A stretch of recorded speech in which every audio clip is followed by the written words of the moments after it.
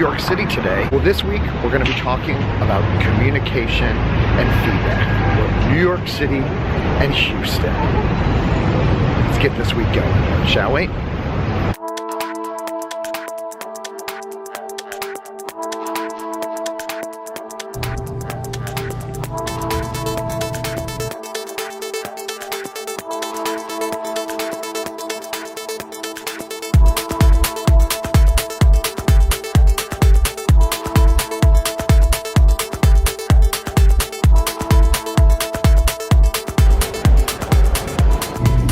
Important for high-performing teams to receive. Maybe I should make that. Just got some water on my computer. The New York office was totally packed today. I couldn't find an office. I'm sitting in the break room here at the bar. It's nice. I got a window. You know, it's New York City. It's important for high-performing teams to constantly seek feedback from teams and to really understand the pulse of your team.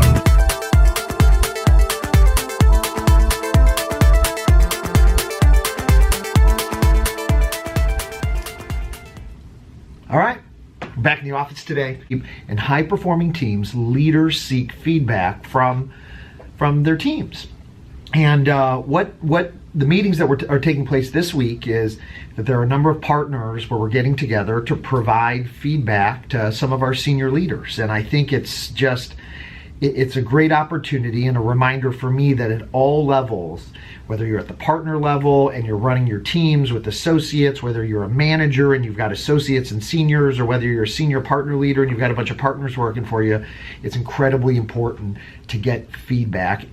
We're going to crank out a couple conference calls and then spend some time this meeting. And I think we've got an event someplace downtown tonight on, I don't know, where are we going tonight?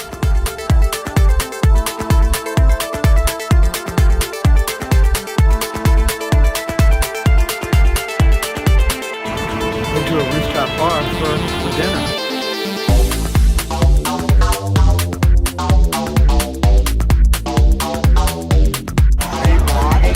Definitely vlogging. You're in the vlog.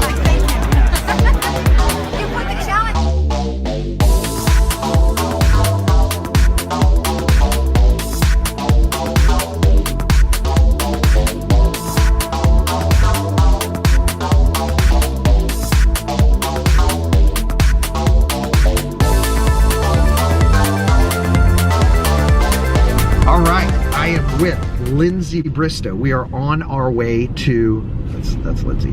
We're on our way to LaGuardia Airport to apparently go sit in the airport and wait for delayed flights. But we just finished a couple-day internal meeting, actually providing some feedback to our bosses. Any advice for our viewers on how to give feedback and just providing constructive feedback? Yeah, I mean, I think it's always a difficult topic to cover if you've got some constructive feedback to provide. You know, how direct do you want to be with your messaging? But at the same time, in order to be fair to people and to give them transparency on what to work on, you've got to be able to deliver that message in a compassionate way, but be succinct in terms of giving people specific things that they can take and they can action upon. So I think one of the important things to do is to give them concrete examples of when you've observed behaviors and how they could take those behaviors and do them in a different manner. You lead a number of teams, both with partners as well as younger associates and staff. Any tips on how do you solicit feedback? Because, you know, one of the things that I always find challenging, particularly work with some of the younger people, is actually getting people to be transparent and honest and actually soliciting that feedback. So any tips on trying to draw feedback out of people? I think you usually have to ask more than once, and you have to ask in different ways as well too. Great advice. Lindsay Bristow, ladies and gentlemen. Lindsay, thanks for participating. Yeah, thanks, Doug.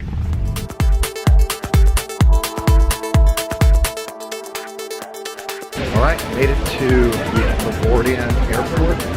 Boarding to Houston. It was 2.5 hours late, given 11 o'clock.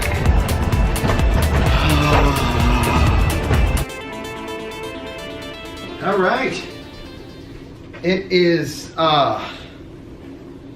I don't even know what day it is. It's Thursday morning, made it to Houston. We talked about feedback, how to give it, how to receive it. That's probably not the best way to put that. Sometimes you have to give negative feedback, and that can be one of the most challenging things. All right, I've got client meetings starting in an hour and a half. It's early, so I'm gonna head into the office. Heading to 1000 Louisiana.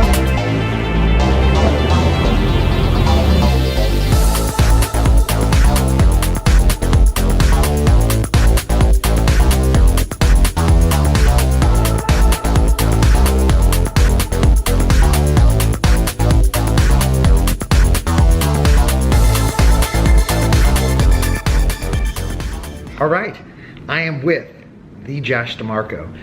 For the record, Josh appeared on vlog number 1. Houston was actually, I think, the very first city on vlog number 1. Yeah. Part of my personal relationships video, and then Josh was also in the mentoring video. So, Josh, this week we're talking about feedback. You just finished your first year as a partner. You know, one of the challenges that we have as partners on our teams is that we have to deliver difficult feedback sometimes. Yeah, I would say the first thing is don't hesitate to give that feedback.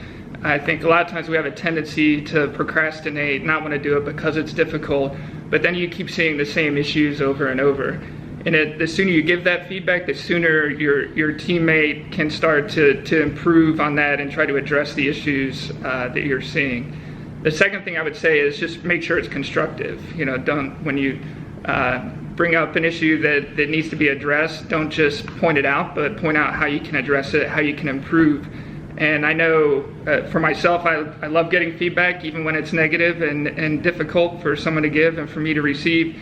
But I need that to be able to improve, become a better practitioner and a better team member. Josh DeMarco, ladies and gentlemen. Josh, thanks for participating. Thanks, Doug.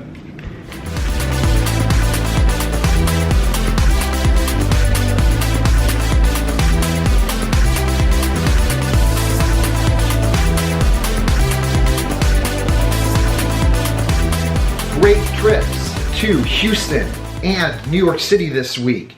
Talking about feedback. What was neat about this week was that I had the opportunity to work with my boss and our bosses to provide feedback on the state of the practice and what we're doing. And providing feedback and having the opportunity to do that is critical to an organization's success, and it's critical for building high-performing teams. That takes us to my ask for you, my YouTube and LinkedIn audience.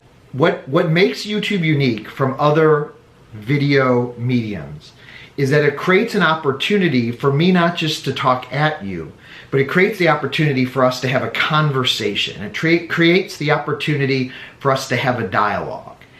And I need your feedback, people. What I believe could take this channel to the next level is that if we had more dialogue between us, between me and you. Leave some comments in the feedback. What questions do you have for me? What questions do you have about my career?